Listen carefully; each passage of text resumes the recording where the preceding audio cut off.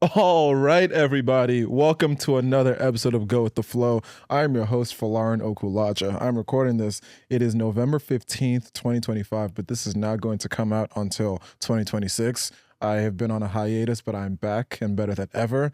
And I have a very, very special guest to kick us off. We're going to put ourselves in the new year. So happy new year, everyone.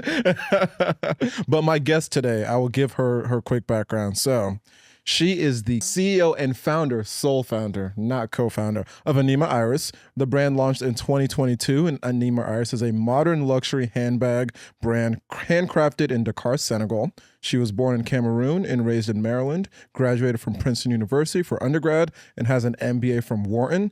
Anima Iris has been worn by Beyonce multiple times, has been featured in Insecure, and has been featured in Vogue amongst other magazines. And most recently, last year, she was featured on the Forbes 30 Under 30 e-commerce list. And I'm probably forgetting some other things, but welcome to the show, Wilglory. Thank you so much, Folarin. I'm so happy to be here.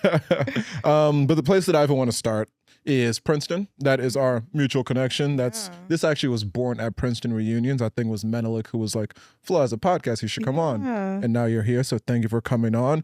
But I'm just curious what your experience was like at Princeton when you look back on those 4 years in good old New Jersey. Man, I think Princeton was such an important part of my life. It really allowed me to figure out who I was as a person and who I was becoming. It was such an important moment of like becoming those 4 years. I spent a lot of the time doing activism on campus and just bringing out parts of myself to campus as well. Like starting an African dance group with Dora Bucci, like African fashion shows. You started Dora like, Bucci? Yeah, I started Dora Bucci. I didn't know that. Okay, legacy. Yeah. Okay, so, like, legacy. For the listeners listening, like Dora Bucci is just this like really fun, magnetic group of people dancing to Afrobeats, African music. I mean, this was way back when we really just had like Davido, right? And so now it's like one of the most popular dance groups on campus. So it's really amazing to have that legacy there. But Princeton was really hard too because we slept over in the president's office, holding a sit-in, really trying to get to like really let the administration understand that like being Black on campus, that experience has to be better.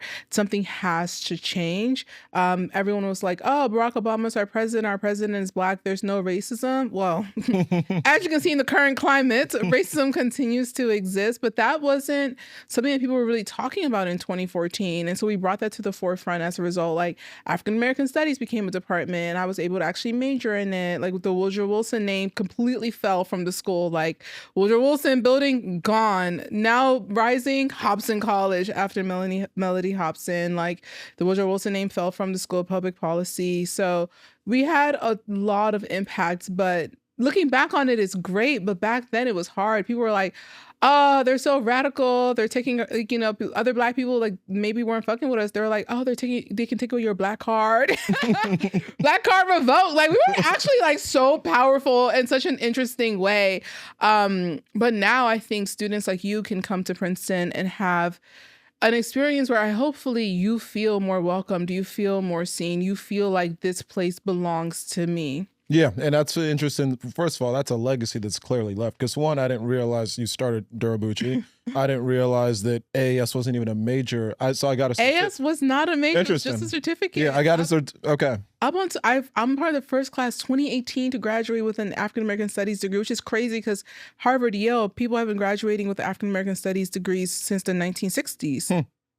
It's crazy. Wow. Well, thank you. Yeah. And so looking back, you were able to, obviously in those 4 years when you're working so hard and in the moment, you're like, this place should have been it should have been where we're trying to get it to all these years. When you look back, are you happy that you went there, or would you do anything differently on that front? I am so happy I went to Princeton. I mean, I think Princeton, like, pull it back in terms of like, you know, you obviously have an experience as a student and being a Black student, but you also have an experience as a student, period. And I think just from an academic perspective, Princeton taught me how to learn. It taught me how to think critically.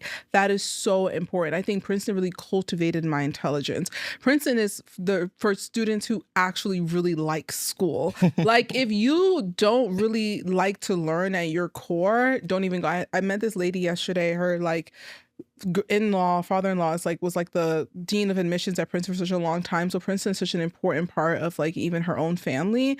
And she, she has 3 kids, but only one of them, she thinks may go to Princeton because they're like basically the nerdiest one, And I said, like, listen, all my kids that I have one day, I'm sending the one that really wants to learn. Like, those are the kind of students that go to Princeton. That's why I would do it all over again. I mean, to be able to write a senior thesis that's like original research, I mean, in the moment, you're like, gosh, like this is required. I have to do this to graduate. But to be able to travel to Cameroon, do original research, like to have an opinion about something and then insert it into the discourse that is your own original thought, like that's crazy. And Princeton provides that. And exactly what you just said is in the moment, it sucks. Yeah. And I remember I was a neuroscience major, AAS certificate, and I remember in the moment hating the fact that I had to do a thesis. But now I look back on it and it's pretty cool to say that we did an original piece of research. Yeah. It's published, I have it binded, and I can always point back to that. And no one can ever take that away from No one can ever take that away from you. That's what I love education. It's like the one thing people can't take away from you. There are accomplishments in life that, I think of some accomplishments, if it's like attached to people, like, that can always be taken away. But things like education, like, we're Africans. I'm African to the core, baby. I love school. Yeah.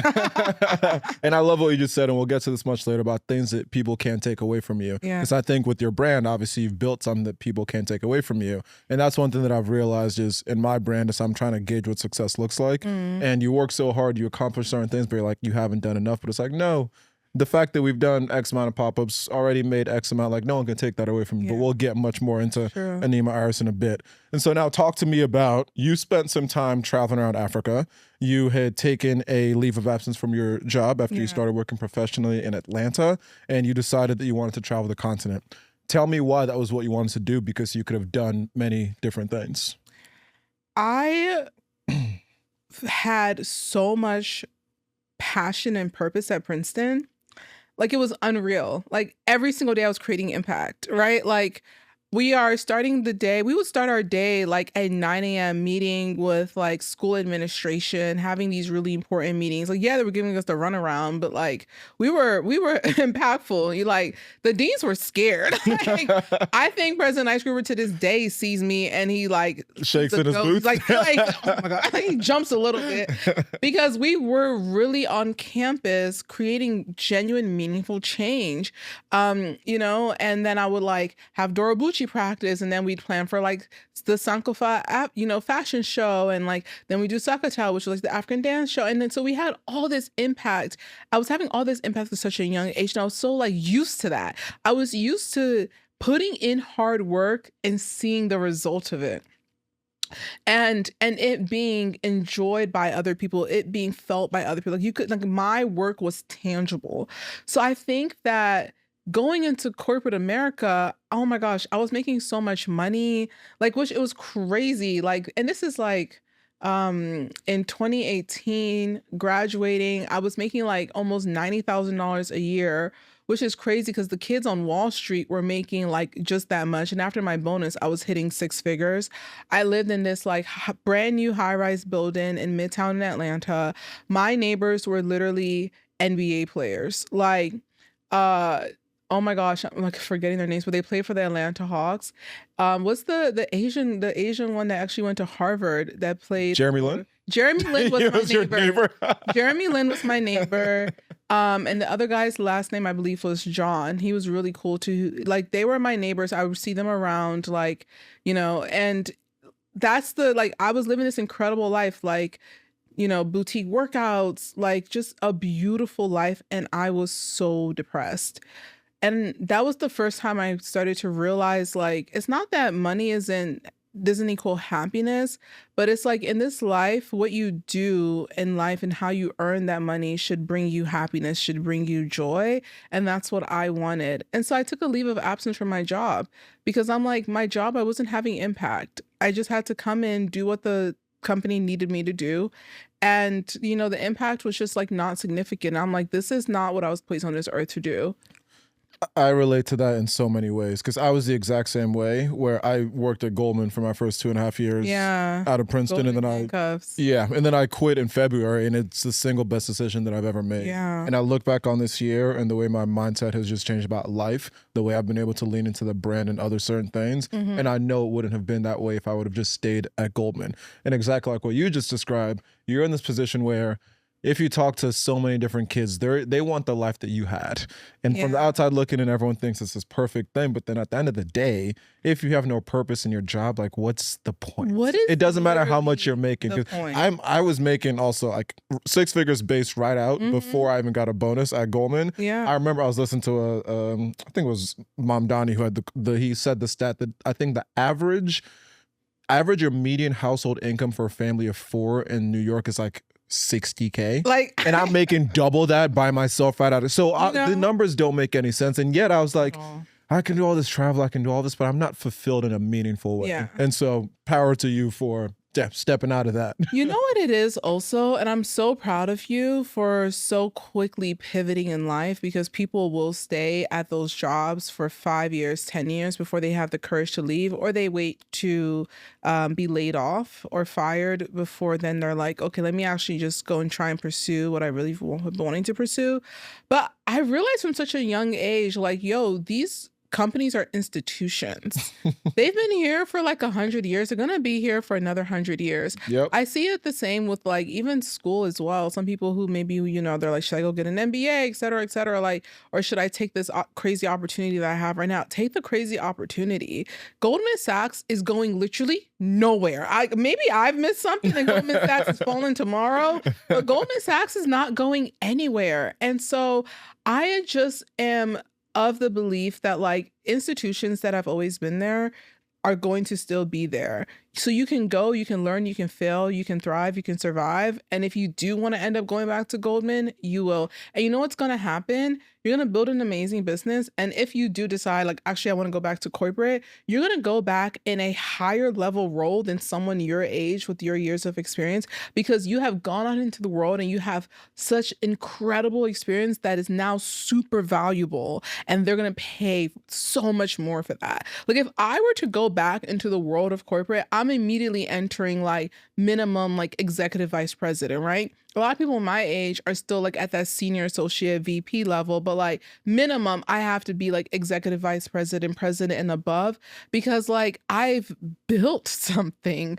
I know how to build literally from the ground up, and most people don't know how to do that. Yeah. And you just touched on the MBA, which I'll ask you about next, but more on your time traveling the continent. Tell me a little bit about the African Hustle series and how that, for those who don't know the story, was eventually what led to you starting Anima Iris. I feel like I can't go somewhere and not build something. Like I think I am like truly and like I love to build. And so traveling the continent, I didn't go thinking I was gonna build, a platform like showcasing the cool companies young people in Africa are building. I just wanted to go see how my peers, how the other young Africans have like figured life out. And so I just started traveling for fun, and I went to Ghana, and it was there I met all these like amazing young people building all these businesses, nightclubs, restaurants, like a shoe company, my friend Phil and Joe. Like it was just incredible.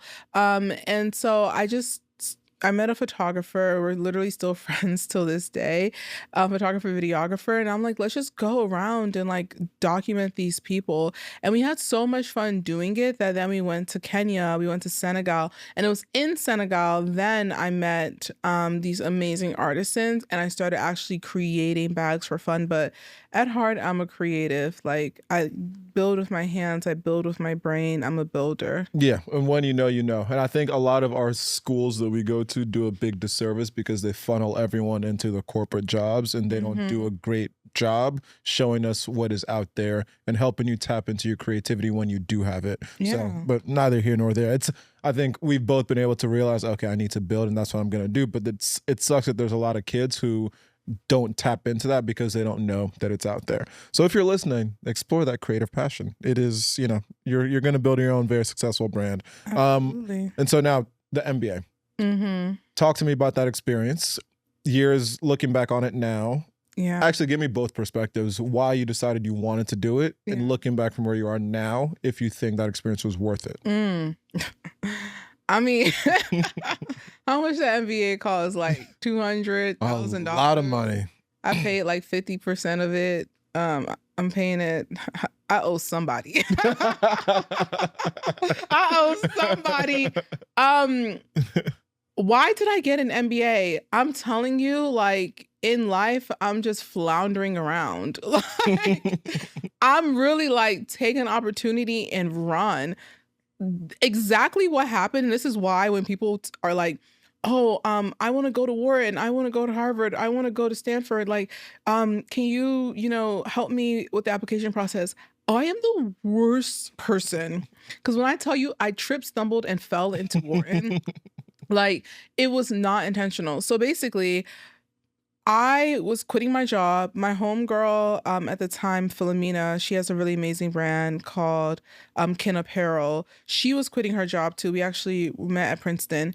And, so we were like, so she had a home in Philly and we were going to like live together. So I drove up, I packed all my stuff in a little U-Haul, hitched it to my car and drove straight 10 hours, like from Atlanta to Philly. Like, I no layout, no stops at a hotel. No, I was so excited for my new life. I was so excited for my new life. Packed everything up, went to Philly, moved there. I called my friend Cameron. He was a student at first year at Wharton. And I said, hey, Cam. And Cam and I had also done a lot of activist work at Princeton. So I'm like, hey, Cam, like, I just want to let you know I'm in the city. I'm living here now. So we started talking about his Wharton experience. And he's like, Will, there's actually this program at Wharton that you should apply for, which is it's an international students program called the Lauder program, and you get a joint degree with Wharton. And turns out the application was closing like literally in 5 days. Wow. And it was also COVID. And this was right at the time, it was like round 3. And the testing companies hadn't yet figured out how to test people virtually. Okay, that's what I was gonna say. Because how'd you take the GMAT or whatever? Exactly. Okay. I mean, you have every component of the application, which is basically like, the essays. So my cousin Ashil helped me like buckle down. We wrote those essays together like in 3 weeks. You have the the questions where they're asking all the questions. It's a regular application. And then the third big component is the letters of rec. And I had 2 people at my job who did not hate me. So shout out to those 2 people, Brendan and Allie. And they did my letters of rec for me in those 2 days. And I'm so grateful for them. But I like pulled my application together so last minute, and Wharton said that you do not have to submit your GMAT GRE score until after you've been admitted. So I was admitted without doing any testing, and testing is a huge component. Yeah. So I'm like, okay, let me just apply. Like, there's nothing to lose. I didn't move here to Philly to go to school. I moved here to Philly to build a business. Mm-hmm. So I applied to Wharton, and then I got in, and then they were like, oh, here's also, then I got into the Lauder program too. And then they were like, well, here's also a scholarship for the Lauder program. So the Lauder program was free. And then they paid for a portion of my Wharton degree. That's why I didn't end up paying for 100% of it. I did end up dropping out of the Lauder program. Hashtag dropout. you don't get to use that hashtag. I'm an elite level dropout. Not in Princeton and Wharton, you don't get to call yourself a dropout. Ivy League graduate and a dropout. I did drop out. It's in my LinkedIn. It's a little flag. Yeah.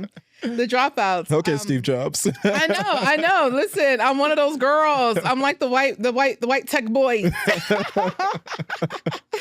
It's on my LinkedIn. I wrote dropout. I remember meeting this guy who actually did drop out of Wharton, and he had in his LinkedIn, I met him, he was also Forbes under 30, and he was like, I just think it's cool. And I was like, you know what? Hell yeah. No, but here's the thing. You got your degree. Yeah, well, there was another degree I could have had. I could have been a triple Ivy League graduate. We'll let the people decide if you're actually a dropout.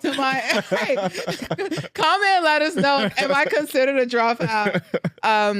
But I'm sure the African aunties and uncles are very sad that I only have 2 Ivy League degrees and not 3. But. Probably. I mean, I only have 1. My parents don't want me to go back to medical school to this day. And it's not happening. They keep asking, but it's not happening. I'm not doing any more school. I like to learn in the real world because I do love learning. I just funny to the comment you said earlier, I've never actually loved school, and I don't think school's where I've learned, but we're all natural. You're lifelong learners. You're a lifelong learner. But okay, so now did you answer if you think it's worth it? I did not answer if it was worth it.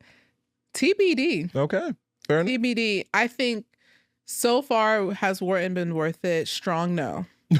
Like strong no. People, when I say this online, they're always like, "Oh, but you have a Wharton degree and access to the network." And but a lot of the people who people don't understand, like Princeton has an elite network. Mm-hmm. And what's so interesting? Not everybody has like an alumni search page. Yeah. Ayo. I realize that. Yeah. That's not like this. This is like when people say you go for the network, like that's literally it. Yeah. For people who don't know, you can literally go into an alumni database and look up any Princeton alumni and their phone number, their email. Mm-hmm. Some of them have their address in there. Yeah. Name it Jeff Bezos, whoever you want. Like Jeff Bezos is in there. You can go find it. Yeah. Yes, and I also thought that was everybody's school. No, I remember I have a friend. And I was trying to get in contact with this guy, and I was like, I hit her up. And I was like, "Oh my gosh, she went to your school. Like, can you slide me his email?" She was like, "Girl, how am I gonna get that?" Huh? So I think for me, Princeton was enough. Princeton is enough. It's a lot. Princeton is enough. In terms of not to say I haven't benefited from the Wharton network, but if you're eating ice cream, are you upset that you don't have sprinkles? Are you upset that you don't have Oreos? I love to add a little Oreo, a little texture to my ice cream, but I'm gonna eat that ice cream. I'm just happy to be eating ice cream. I love a sweet treat. Princeton is ice cream. Wharton is like Oreos for me. Yeah. Okay. I don't know what you were doing when you were 18. Maybe you should have also gone to an excellent school. I don't know. But for other people, Wharton was that additional degree to validate them because they didn't go to a name brand school that has what we are now benefactors of. That is not my story. And so I think a lot of people also saw that and they were like she's so ungrateful. Baby, that degree wasn't free. I ain't got to be grateful to no fucking body. Yeah, you paid a lot for it. Yes. You have to work for it. You know what I mean? I'm actually great. The only thing I'm grateful for is a lauder program because I dropped out of them people's program and they still kept my scholarship. So I will always be grateful for the lauder program. But I think for me, we're still TBD. I think that business school is really great if you want to join the world of corporate and you want to climb that ladder. I think that since that was not my story, because I started my business right before I went to Wharton, have been building it, I actually think that learning a lot at Wharton, things that I could not apply to my business because it was not applicable for when you're in a startup phase. Yeah. And Wharton is just also not really a startup school. Maybe I know that there are a lot of changes that are being made, but this is something I went back and forth with the Dean James. To this day, I feel like she sees me, she shakes a little bit, not as much as Ice Scriber. You scared all these administrators. Well, because I'm very direct and I'm very honest. And I don't like the runaround, and we had some really hard conversations about how I wanted to be supported at Wharton. So when people don't understand, I really tried to get support. I outlined all the different ways in which Wharton could further support me as an entrepreneur, as a founder. And she basically was just so we're not going to do any of that. And I hated that because you're paying for something where you don't feel like you're really getting anything out of it. And so I think one day Wharton will be worth it, but it's still a question I ask God where it's God, why did you have me go to Wharton? But I think everything happens for a reason, and there probably are some things you got out of there that are benefiting you now. But I see it the same way, especially in today's day and age where people are able to, there's influencers who are making multiples of what anyone is making, who just went the traditional path, and they might not even have gone to school. Yeah. If you're building that type of business, it's not like back in the day where if you wanted to be the CEO of Goldman Sachs or get promoted to MD, you needed an MBA. Yeah. Things are very different. So, and then the last thing I'll say on that point is because I have a lot of friends who are going to get their MBAs, Yeah. and their network is my network, and my network is their network. And so it's like, if you're meeting people who have MBAs, like, I'm going to meet your friends and hang out with them, and they will be my network, to the point where I had a friend who, there was someone I was trying to get in touch with for my job who went to Stanford GSB, and I hit up a friend who's going to Stanford and was like, can you slide me her email? He was like, yeah, here it is. Boom, your network, my network. I'm not going to Stanford GSB. And you know what? I feel like, for me, that's actually a video I wanted to make, talking about like, how do you get the benefits of an MBA without actually going and spending 2 years and doing Have it, all your friends right? go. So yeah, go and be friends with people who are getting their MBA. Actually, what you should do, if you want to really play the game, go date somebody who is getting their MBA. And you are a +1 for everything. I mean, to this day, like, I have friends who, they were the girlfriend, the wives, the boyfriend of someone who was getting their MBA. They came to all the events. They came on all the trips. Now she's my friend. But I didn't meet her at Wharton. I met her because her husband went to Wharton with me. And, anything she ever needs, I'd be there for her. So I feel like, the proximity to those students is how you access and tap into the network and how you build those relationships. Anything you're actually learning in business school, you will literally learn it through actually building life. Or YouTube University. Like, you can actually learn all of these things online, LinkedIn Learning, all of that stuff. And like ChatGPT now. we didn't even have ChatGPT back then. Like, you can actually learn. ChatGPT will tell you. And so it's just not that necessary, in my opinion, to actually go. But it also depends on what you want. Some people just want a 2-year break, and that's okay too. Just say that. You've been working for 5, 7, 10 years. You want a 2-year break to just gallivant and travel. Sure, that's fine too. Yeah, that's okay. But I love that conversation. And see, I love when we just dive into things. But now what I want to spend most of the time talking about is Anima Iris. And so I want to start with even the initial launch of the brand, because I'd seen that you initially were doing jewelry as well as handbags. What made you pivot solely into handbags? Quality control. You just gotta zone in and focus on one product. I didn't know what I was doing. I didn't know how to make jewelry. I didn't know how to make bags. I'm learning every day still. Retweet. Yeah. So, like, when you don't actually know what you're doing, you're like, okay, I need to become a specialist. Do I want to become a jewelry specialist? Do I want to become a handbag specialist? And I'm like, all right, listen, let's make I was having so much fun making bags, but it just turns out like bags have also incredible margins. People are willing to pay, women especially, are willing to pay a lot of money for a really great bag. Margins. There's been so much learnings, because we launched our brand 6 months ago, and I don't have a fashion background. I was a neuroscience major who worked at Goldman Sachs. Now I have a fashion. I'm like, don't let anyone put you in a box also, but the learning is the fun part, and margins are like, we made the tote bag that I brought. We make them for like, no, don't say too. Yeah, actually, I was like, I'll tell you off air. Don't worry. But margins are something. Yeah. But okay, so you launched a brand with 5K. Yeah. Tell me what the hardest part was about actually getting it off the ground. I think it was easy. Interesting. Okay. The hardest part about building a business, actually, I think, is the part I'm in right now. Starting and you don't know what you're doing, and you're just going out there, you're having fun. You have savings, so you're not too stressed. You have a great degree, so someone will hire you someday. I literally was like, if I gotta get hired at Starbucks, like, I'm gonna be okay. Like, and no tea, no shade to Starbucks, but I'm gonna get a job, with this degree, which is why you should go to school. But I think that starting was the easiest part once you actually find the courage to put yourself out there. Find the courage to not care what people think. Like, that's the hardest hurdle. What a lot of people don't know is that Anima Iris is not my first brand. Okay, talk to me. I did not find this in my research. Anima, because I don't talk about it. Anima Iris was not my first brand. What was the first brand? My first brand was bandage dresses for a brand I called Anima. My homegirl, her middle name is Anima. I just love her. I wanted to name a brand after her so bad. But I actually started it in school when I was at Spelman.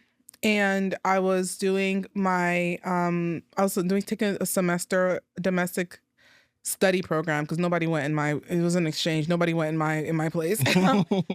But I was at Spelman for a semester and I wanted to start a business, and I just love these bandage dresses, and I bought these hot bandage dresses online from China. I mean, the quality was incredible. I have to Google what a bandage dress. Bandage Oh, dress. bandage dress. Okay. Bandage dress. It was like all the rave back then. It's like Okay. coming back into style now, Okay, but it was all the rave in like 2016. It was hot. I had a friend shoot photos at the St. Regis in Atlanta, which is like one of the most beautiful hotels, like stunning. So we had product shots. I had product. I took my tax refund money. I did my tax refund money, and I took those like couple $1,000s, and I bought the dresses. I booked a night at the St. Regis. Like I like had everything. I built the website and I never launched Because? I was scared what everyone would think. I was so worried of being perceived and other people's perception. I probably was also maybe scared to fail, but and it's so crazy. During that time, I don't remember when House of CB started. It's this other fashion brand, but they started with bandage dresses. That's $100 million business now. I could have had $100 million fashion clothing business. We'll see what Anima Iris gives us. But I think you're probably well on your way there. We'll But see what these bags give us, child. But like, I could have really been doing buku bucks. that point that you mentioned right there is something that I think needs to be spent. We need to spend more time on, because I know how many people are out there that are listening that are just scared to try, scared to put themselves out there, afraid of being judged. I think I've always been a pretty confident person, but I also and maybe it was the leaving Goldman and really just leaning into it. But there's something about this calendar year where I've just been like, I really don't give a fuck what anyone thinks. Because at the same time, like, I say this very humbly, what are you going to make fun of me for? Right. I went to Princeton. I have a solid resume. I've been told I'm handsome before. I've been told I'm not good. I've been told that. I know who I am. I know who I am. So like, what realistically are you going to make fun of me for? Oh, he posted a vlog on Instagram. Okay, and it took me a very long time to get there, because even something as simple as posting on TikTok, I've wanted to do that for like a year or two, but I've always been like, this is cringy, this is weird, like how am I gonna get myself to do it? And it was just this year where I'm like, oh, who gives a fuck? Now I can go record something and post it and not really think twice about it. And I know how hard, even for me as being a confident person, how hard it was to get over that hurdle. And I fully crossed that hump now. And I think that's what's going to propel me to where I'm going to get. But you hear that so often. People are scared to start. They really want to, but they don't want to be bullied. They don't want to be judged. And if you're listening, I'm here to tell you, who cares? Because there's that quote of like the man in the arena. Do you know it? I don't know. I'll send it to you after, because I don't want to mess it up. But it was like an FDR quote about how like, who cares what the people who are not in the arena are saying, because they've never actually done it themselves. The people who have put themselves through it, they appreciate what it takes. And so they're not going to judge you or make fun of you, because they know how hard it is. And so if there's someone on the sidelines who's just sitting and judging, who cares? So I'll send you the actual quote, but it's beautiful. And so I don't know. I really don't know what it took me to get to that point, but I'm so happy that I have. Because now I'm at a point where like, I'm not worried about, I don't need security. Like, I'm okay with not knowing what comes next, because I back myself to be okay. And I know that I'm going to land on my feet regardless. And that's what I know will take Reps Cap to the top. That's why I'm so bullish on the podcast also, because like, who cares? Just do it. You only have one life. You only live once. Just do the things you want to do. And you know what? Speaking about you only have one life, I'll say two things. So one, what I'm hearing from you, it's also what became real for me the second time around when I started my company, which is that you had the confidence of this incredible degree. You were also more, you were older. So you had like, and then you also just had like this dope resume, right? Like, no one can call you a loser, because you've actually won so much in life at the highest level. If anything, people are like, oh, this is probably the guy that's going to do it. But then I also think that too, another thing is this idea of like life is so short and is so unpromised became really real for me when I graduated. And in my last year at Princeton, actually, my mom passed. And my mom's passing like changed my life in a meaningful way, not only because I lost my mom, but because I remember asking myself like and thinking about her as a person. We don't often think about our parents as people, you know? Like they were whole people before us. Yeah. Like we, like, you know, like they barely know us. They've known people, other people longer than, you know, they've known us. And so my mom passing, I started thinking like, wow, you know, what were her dreams? Outside of the success of her children, what does she actually really want from this life? Who was she really? Seeing photos of my mom as a young, hot, fashionable girl, I'm like, oh my gosh, she's like just like me too. And I cannot tell you to this day what my mom's dreams were. I don't know if she ever really dreamt. And, you know, and we'll never know. And I remember thinking like, my mom sacrificed even having dreams so that I could dream. So what am I really doing here at this job? Yeah. Playing it safe. Yeah. And why am I playing it safe when I have this safety net? Not of, you know, I don't have the safety net of like, you know, oh, parents that I can go to their home or whatever. Like God bless my aunts and uncles. Like they'll always have their home. But I don't have, but like my safety net was literally my degree. Like that was my safety net. And then I had like $20,000 in savings or something. Like that was it. And I just ran with the wind. And so I think that, you know, the confidence, I think that you people listening, it's like, ask yourself, like, what do you have that gives you confidence? Do you have a family that if everything crashes and burns, you can go to them and they'll carry you and hold you until you stand back, you're able to stand back on your feet? Do you have the confidence and security of a degree? Do you have the confidence and security of, you know, work you've done in the past? Like whatever it is for you, root and ground yourself in that. And then go out there into the world and do the thing you actually really want to do and do it scared and be cringe. Because the motherfuckers who get online and are influencers and people call them so cringe pre-2020. They're up now. They are making $500,000 minimum. Yeah. Yeah. Minimum. And you gotta, you know, you gotta slave on Wall Street, private equity for all that, just for them to tax you 40% anyway on your bonus. Yeah. So, you know, and having to ask 3 people if you could take a day off. Right. Exactly. Yeah. Meanwhile, like an influencer's entire life, I mean, they work hard, to be clear. They work different very type hard, of work, yeah. But it's just a different type of hard work that's also way more beautiful and fascinating. Yeah. Okay, so now talk to me about the different inflection points for Anima Iris. First one being there was a viral tweet that really helped the brand, and then Beyonce herself wearing your bag. So let's speak about each of those one at a time. So the viral tweet happened literally when I was in class. So my first year of Wharton was online, which, like, once again, thank God. This is how I just know, like, I was meant to be at Wharton because my business was growing so quickly that, like, it just had to be online. But the viral tweet happened and one of our customers was like, tweeted, if you're looking for a really great bag, like, I love this bag from a Black-owned brand called Anima Iris. It got like thousands of retweets. Our entire website was just like selling. I remember like getting Shopify notification, bing, bing, bing, bing, bing, bing. And I'm in class like, hey, yo.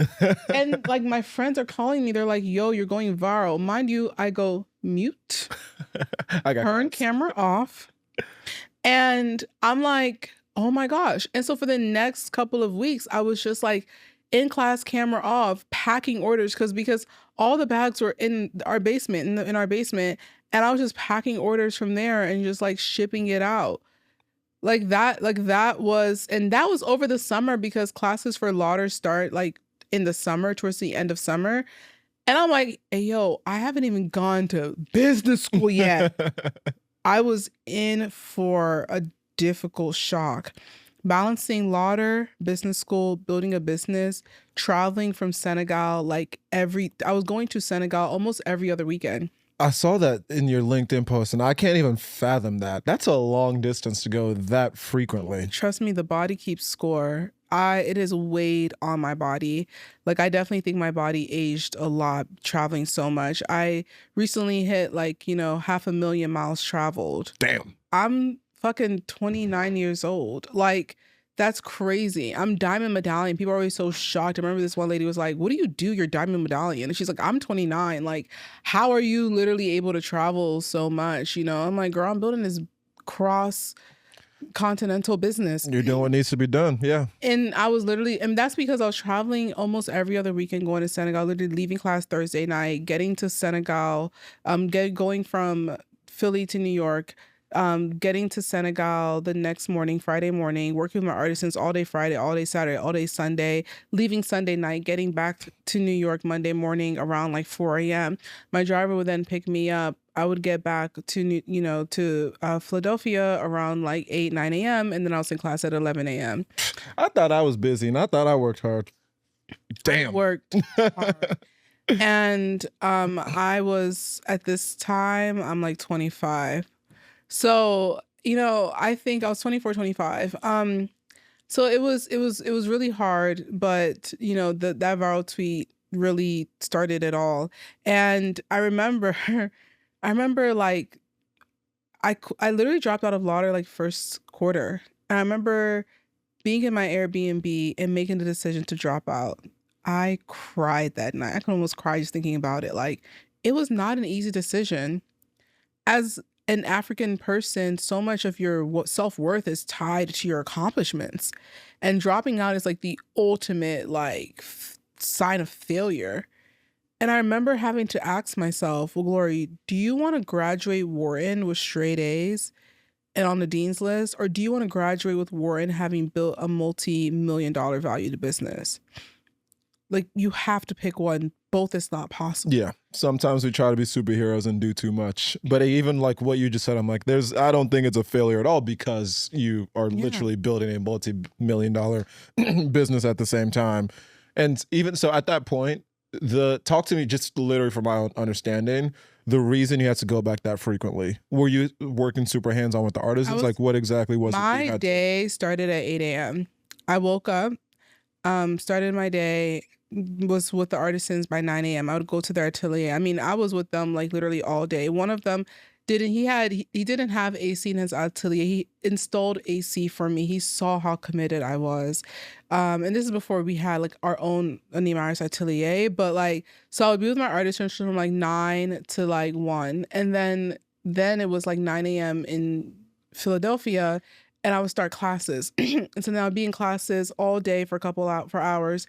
Then I would wrap up. I would literally be in class, and the backdrop was all these handbags. People were where's Wilglory? Building a business. Don't worry about it, sweetheart. Don't worry. I'm doing the shit we studying right now. Yeah. You should have been the case study. I'm really the case study. You will be a case study. I will be a case study. Amen. And then I would work with my artisans up until 6 p.m.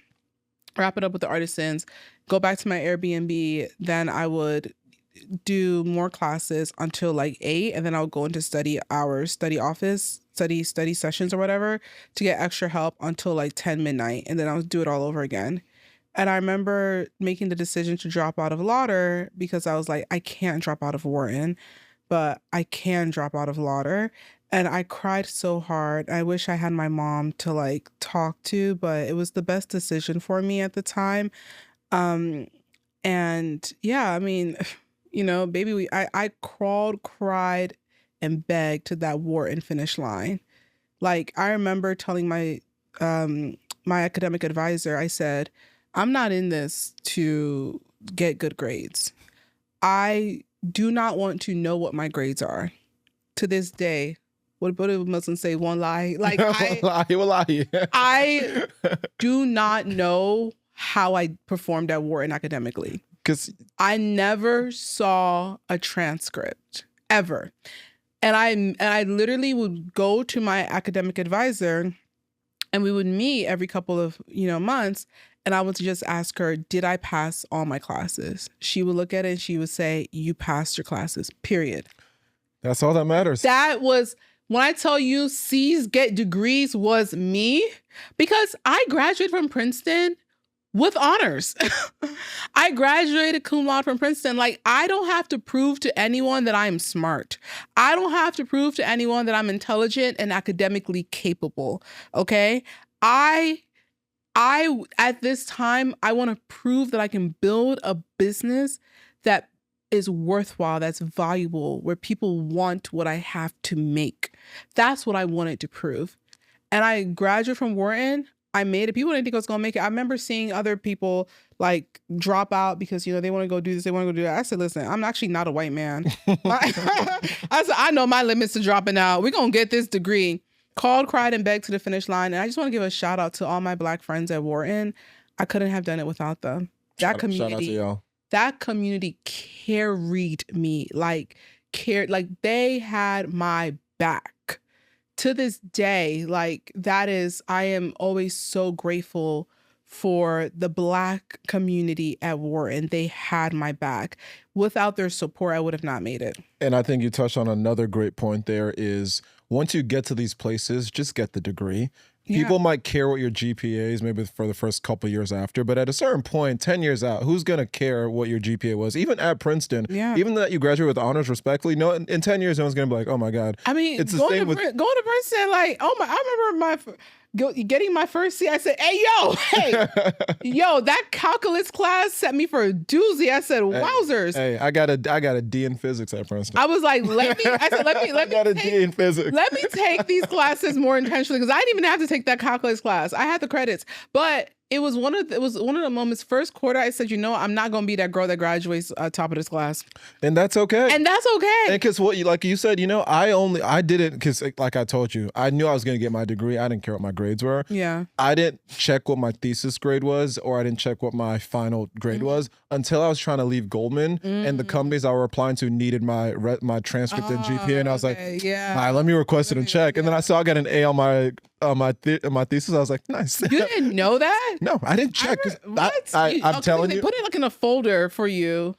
I'm telling you, I was checked out. I was ready for the real world. I was like, let me take this on. I did not look at my grades until 2 years out. Congrats. An A on a thesis is actually insane. On a neuroscience thesis. Put some respect on my name. Come on. Yeah. But okay. Now, I got an A on my thesis too. Okay. Look, it's not for everybody. Come on. Do what we do. Okay. We're really dumb. We're really dumb. You got to remind yourself. Okay. We're really dumb. Okay. Okay, Beyonce. I want to hear the Beyonce. Beyonce. Tell me the story of the first time she wore your bag and what your reaction was. So this is actually the leather that Beyonce wore. I gotta touch it. This is the leather that Beyonce wore. So what happened was we had this I won this PR opportunity where I had 3 months of free PR. And they reached out to all these stylists and all these brands and all these companies. And they reached out to Beyonce's stylist. And Beyonce's stylist at the time was Serena Akers. And she was like, yeah, we'd love some bags. So she requested all these bags. I sent it to her. The bag that was a Zaza, which is like a smaller version of this one, but in this leather, we didn't have it available. So I remember telling my head artist in Sheikh, you are making this bag for Beyonce. So we had to have it made for her. I went to Senegal, I got the bag, and I bring it back, and I shipped that bag out solo. So Beyonce never wore all the other bags we sent. How many did you send? Probably 5 or 6, a good amount. And then I shipped it solo, and I remember I prayed over it. And I said, God, let your will be done. And his will was done. And so I shipped it out, and for months didn't hear nothing. Don't even know if they I was like, did y'all even get it? But you can't, what are you gonna do? Hit up Beyonce's people. Pressure Beyonce. Did you get the bag, Beyonce? You know what I'm saying? That's weird. And so one day, it was actually one of the hardest days of being an entrepreneur. It's a day I wanted to give up, which I want to give up all the time. But it was a day I really wanted to give up, where we had done an end of summer sale for the first time. And my interns were actually from Princeton. I get Princeton interns every year. They had just like left to go return back to school, so they couldn't help me pack orders. So I was still fulfilling all my orders out of my apartment, and I wanted to quit. And I had spent all day packing these orders and put all these orders in my car. I mean, literally, I have a video. It's like 100 boxes. Damn. And I go to UPS and I drop it off, and the guy's like, "Oh my gosh, you're doing so amazing. Look at you." And I'm like, "Yeah, but I want to quit." And he's like, "Yeah, but look at all these customers you have. People want your stuff." And I'm like, "I know, but it's so hard, you know?" And he really encouraged me. And so I go home and I'm exhausted. I'm like, I gotta shower, I gotta eat, I gotta rest. And I'm like, okay, well, like, let me go on Instagram real quick. I hadn't gone on Instagram in hours. Let me go on Instagram real quick. The very first photo was Beyonce. She had posted. And her back was to the camera because she was walking with her babies to the helicopter. And I could like see the crossbody strap that they had worn as a belt bag. And I'm like, what's Beyonce up to? At this point, I didn't realize it was my bag. Yeah. So I swiped. And I didn't have to zoom in. You're like, I said, "Oh my God, Beyonce is wearing my bag." I screamed. I'm in my apartment by myself and I started recording. Oh my God, Beyonce's wearing my bag. I'm seeing notifications popping up. Is that Beyonce in your bag? Is that Beyonce in your bag? It was insane. Like, we sold out the website. We made $100,000 that month. Like, we became, verified on Instagram. Like, Beyonce genuinely changed my life.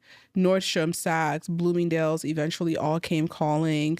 Like, her impact can literally not be denied. That is the celebrity of all celebrities.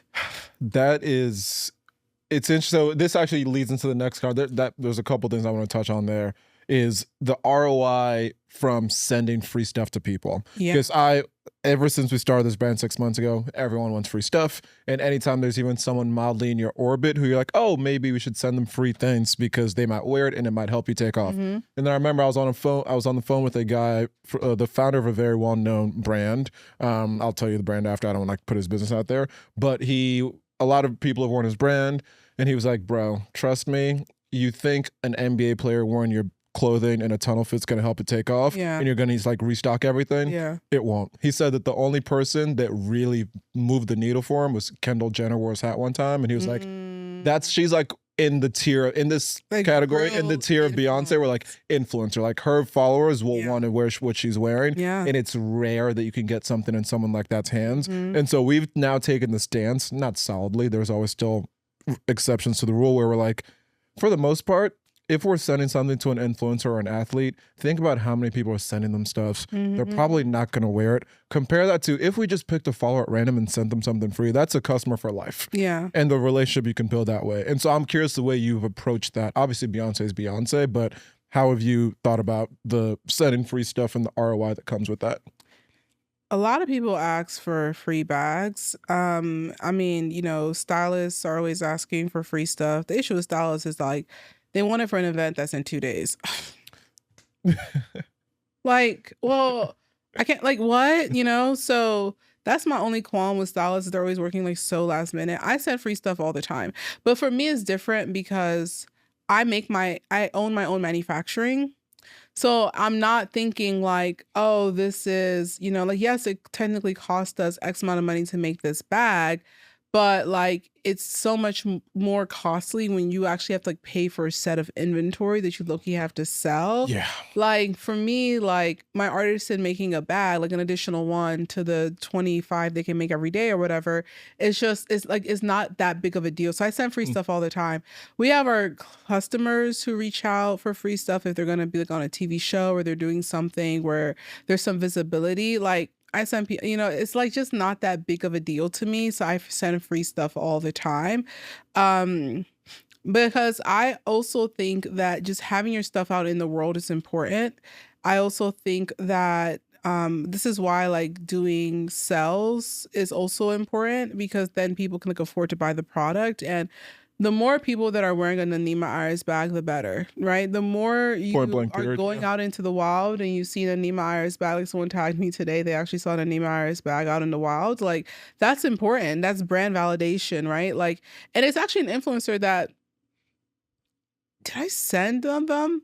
I don't know if I sent her that bag, but she may have just bought it. But nevertheless, like, it's like having your stuff out there in the world being worn is really, really important. And it's much more valuable that it's on people's bodies and in their closets than in your storage unit. Yeah, it's true. As long as they actually wear. But that's the thing, is you don't know. So you have to take that chance. Okay. Yeah.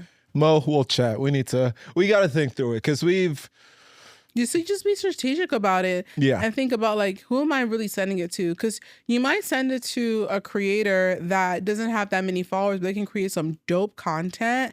And that can be the video that, like, one goes viral because they're going to do it with so much enthusiasm. But then it's also content that, like, you can use. And then that's valuable, right? Because then if you have to pay someone to, like, make content, and then obviously you also exhaust yourself creating content, that's something to consider. If you're sending it to, like, an NBA player, you hope to land a tunnel fit. Like, it's just like they can wear anything, So you want to make sure people who really love your brand, honestly, people who really love your brand are willing to buy it. Yeah. Gotcha. Wow. First of all, we've already done an hour. I didn't even get to a lot. You're going to need to come back on the show. I know. That's because there's so many other things I want to ask you. But the one that I do want to ask you about is the capital raising journey. So just like a minute or two on kind of how you've thought about that, because I know initially you wanted to, then you didn't want to, now you're trying to. So how have you been thinking about that? Raising capital is the hardest thing I've ever done in my life. And it's crazy because I would have thought your brand is very well established. Beyonce's one. I would have thought that the VCs would be at your door ready to just give you whatever. You would think so. I think that raising capital is something I genuinely wouldn't wish upon anyone. Like, the statistics are true for a reason. They're not made up. The Black girls are not getting funded. And like you said, I've made millions of dollars. I know what it takes to build a profitable brand. I have a strong, obsessed community. I mean, I sell bags out of my closet, makeup stain in it. The girls are falling at their feet to buy it because it's a bag that you can't get again. I can sell it. I remember I literally sold bags from my closet, did $20,000 in one day. Like, I am a Wharton Princeton founder. Talk your shit. I've built this brand from nothing, from $5,000, like $1 in a dream. I am the kind of founder, I have the kind of business that investors are saying we're crawling and begging to find. If you give me money, I know how to make more money with it. But one, investors don't really want to back Black women. They don't want to back women. They don't want to back Black people. They don't want to back Black women. And then they also don't really want to back businesses in fashion. It's a consumer product good, but it's in fashion. I guess they believe fashion is fickle, right? So that makes it even harder. And so raising capital is just a journey I really wouldn't even wish on my worst enemy. Damn. Because you are taking something that you're so proud of and you put it out there for people, and it's like they're constantly rejecting you. Do you know how hard that is? I think dating and raising capital is a lot alike. You're trying to get money out of a man. You're trying to get a man to like you, to value enough to invest in you. When you know your worth already. You trying to get him to see your worth. I'm a wife, marry me. Like, I can be a great wife, marry me. Like, because that's what, by the time you take on capital, we're married now. Yeah. We're locked in. We're in it. We get divorced. Everybody leaving here was something. Yeah. All right. Everybody leaving here was something. And so it really is that way. You're going to all these people and it feels like you're constantly begging for people to see your worth, to see your value, to say, hey, like, I'm a wife, I'm deserving of you. Like, it's really hard. But, we've been lucky. And, I have been able to successfully raise capital during a time that it's also just really hard to raise capital. The capital, If you're not an AI company, yeah. if you're not an AI company, investors not trying to hear it if your name is not something AI. Yeah. And so it's a really hard time to be raising capital. But I had a really important conversation with my mentor where he was like, honestly, Will, with AI, use that to not need capital. Lean on your community, right? Like now that we're working on our Black Friday, Cyber Monday sale, I've just changed my mindset to being like, oh, we can't do this. We don't have enough capital, to being like, how do we create our own viral moment ahead of our biggest, earnings period of the year? November is where we earn the most money we earn all year. Like we can earn all the money we've earned all year in 1 month. It's a big deal. And I, reached out to my community. I was like, we have this cool theme for Black Friday, Cyber Monday. Who wants to create content? You don't have to be an actual content creator, but we want you to, create content for us and be part of it. We got like 100 people. Damn. Saying, I want to create content. Do you know how much it would cost to hire influencers to create 100 pieces of content? A lot. Do you know how much I know you know the amount of emotional labor it will cost you, time, energy, effort, for me to go out there and create that much content. There are people in your community willing to do it for a discount on Black Friday. Like they were ready to do it for free because I didn't even say I was offering them anything. So like I think leaning in on the community, leaning in on what I've built and understanding like that is the value, and other people may not see it, but this is a $100 million brand. It is. We just have to keep building it to there. And I'm the kind of person that like, I love to prove people wrong. I'm very competitive. Same. And I like have a mental list. My friend, she's worse than me. She has an Excel spreadsheet of everyone who's ever done her wrong. I love it. Outline what they did wrong. And she has a list a list of people I got to shit on. I love it. And I'm the same I way. have people that I'm like, I will not rest in this life until I prove you wrong. I know people are always like, oh, do things for you. No, ho. I'm doing it for this person at this VC firm that questioned my business and was like, can this really be a big business? I remember this one investor, he literally was like, oh, this is like, you've done so much and you're so successful, but I'm just not sure. I'm just not confident that this can be a really big business. You're like, it already is. And I just was like, that's a really crazy thing to say, considering that there are literally bag brands out there. Coach is doing billions of dollars a year selling them bags. Like, them girls are still buying bags even when the economy is down. Like, the girls are going to love a bag forever. The girls are always going to need a bag. They're always going to love a bag. And the men want the bags so bad. They want me to have a bag line too. So I just was like, if you make bags, I'll get the bag. But you know what I did think about when I saw that email from the investor? I said, I'm looking at the companies you've invested in. You haven't invested in $1 billion business. So you've never had vision. So you don't want his money anyway. So why would I take the opinion of someone who has never been able to see into the future and predict the future for a big business and tell me I'm not building something big? Baby, you haven't done it, but I still can. Amen. Amen, amen, amen.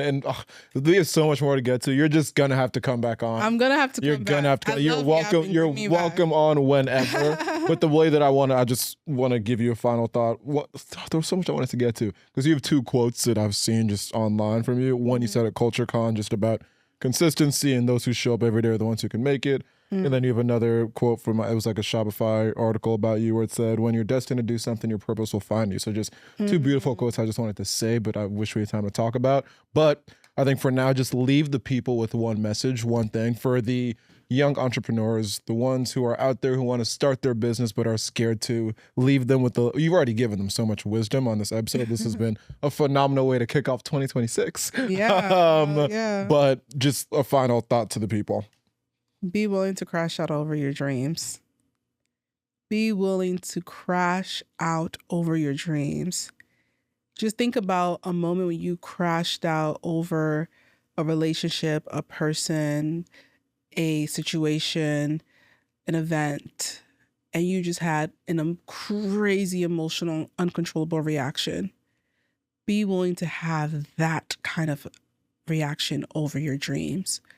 Like, be so committed to achieving and reaching and getting from this life exactly what you want. The only thing guaranteed in life is actually death. This is true. Death and taxes.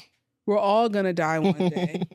And, so you're either going to die having lived a life that you can look back on and say, I'm so proud of me, and have very few regrets, or you're going to live a life saying, I wish when I was 15, I did this, when I was 25, when I was 35, when I was 45, 55, 65, 70. You could be an 85-year-old now. People are still starting over. You don't have to be super young to start over. You don't have to be super young to, to be willing to go out and get started. I meet people all the time who are like, I'm 24. Is it too late? Girl, what you even started your life. You're a baby. You're like a baby adult. Like, I'm 29. I'm literally a baby child. Like, if I'm gonna live, we're probably gonna live to, like, someone was like saying yesterday, the way human advancement is going, we're gonna live to like 150. If you know you're gonna live to 150, think about, like, scale your life down to that. I'm not even 25% through my life yet.